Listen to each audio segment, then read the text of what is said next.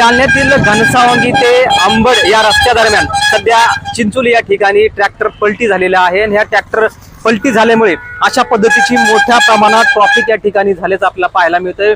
आपण सध्या पाहिलं तर चिंचोली दरम्यान हे जे ट्रॅक्टर होतं हे पलटी झालेलं आहे, त्याचं कुठेतरी टायर फुटलेलं होतं आणि त्यामुळे हे जे ट्रॅक्टर आहे ऊसाचं हे पलटी झाल्याचं आपल्याला पाहायला मिळतंय आणि त्यामुळे सध्या अंबड ते घनसावंगीची जी वाहतूक आहे ती सध्या स्थितीमध्ये ठप्प झालेली आहे आपल्याला पाहायला मिळते।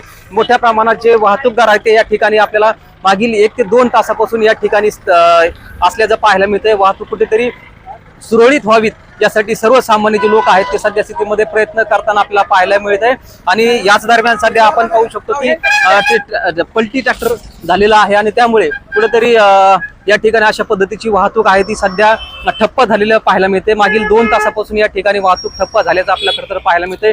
या ठिकाणी आपण पाहिलं तर जे ऊसाचं ट्रॅक्टर होतं ते या ठिकाणी पलटी झालेलं आहे आणि त्यामुळे घनसावंगी ते कुंभार पिंपळगाव या दरम्यान मधले असलेले चिंचोली या गाव्या दरम्यान या ठिकाणी हे पलटी असलेले ट्रॅक्टर आहे आणि त्यामुळे जे या ठिकाणी सर्वसामान्य जे लोक आहेत ते या ठिकाणी मदत करताना खरं तर पाहायला मिळते। प्रशासनाचे कुठलेही अधिकारी या ठिकाणी नसल्याचे या ठिकाणी आपल्याला पाहायला मिळते। त्याच दरम्यान सध्या जे सर्वसामान्य किंवा गावकरी आहेत ते सध्या ही ट्रॅफिक हटवण्याचं खरं तर पाहायला मिळतंय। आपण पाहू शकता या ठिकाणी की मोठ्या प्रमाणात जे वाहतूक आहेत ती सुरळीत होताना पाहायला मिळते। काही गाड्या या ठिकाणी जात आहेत त्यांच्याकडून बोलण्याचा प्रयत्न करूया। दादा किती तासापासून थांबला तिथं?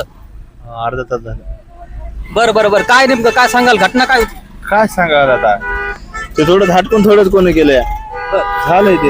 या ठिकाणी खरं पाहायला गेलं तर जी ऊसाची जी वर्दळ असते ती मोठ्या प्रमाणात असते, मात्र या ठिकाणी नेहमी आपण पाहिलं तर मोठ्या प्रमाणामध्ये ज्या गाड्या आहेत ते ऊसाच्या गाड्या आहेत त्यांचे कुठेतरी ऍक्सिडेंट होताना नेहमीच पाहायला मिळतात आणि याच दरम्यान आता मोठ्या प्रमाणामध्ये या ठिकाणी जी ट्रॅफिक आहे ती झाल्याचं आपल्याला पाहायला मिळतं आणि याच दरम्यान मागील 2 तासापासून अंबड ते घनसावंगी असेल या दरम्यानची जी वाहतूक आहे ती सुरळीत न झाल्याचं आपल्याला पाहायला मिळतंय। असं वाहतूक एकदम ठप्प असल्याचं या ठिकाणी आपल्याला पाहायला मिळतंय। मात्र सध्या स्थितीमध्ये आपण पाहिलं तर अशा पद्धतीनं ही ट्रॅफिक सध्या असल्याचं आपल्याला पाहायला मिळतं आणि सर्वसामान्य लोक जे आहेत ते सध्या ही ट्रॅफिक हटवण्याचं खरं तर काम करतायत। प्रशासनाचे कुठलेही अधिकारी या ठिकाणी सध्या स्थितीमध्ये नाही आहेत। याच दरम्यान पाहिलं तर या ठिकाणी नेहमीच जी ऊस वाहतूक आहे ती वर्दळ या ठिकाणी असते आणि याच दरम्यान अशा पद्धतीनं सध्या जी आहे ती वाहतूक या ठिकाणी सुरळीत होताना पाहायला मिळते। मात्र 2 तासांनी खरं तर ही जी वाहतूक आहे ती कुठेतरी सुरळीत होताना आपल्याला पाहायला मिळते। मात्र प्रशासनाचे सध्या कुठलेही अधिकारी या ठिकाणी नसल्याचं देखील या ठिकाणी पाहायला मिळते। मात्र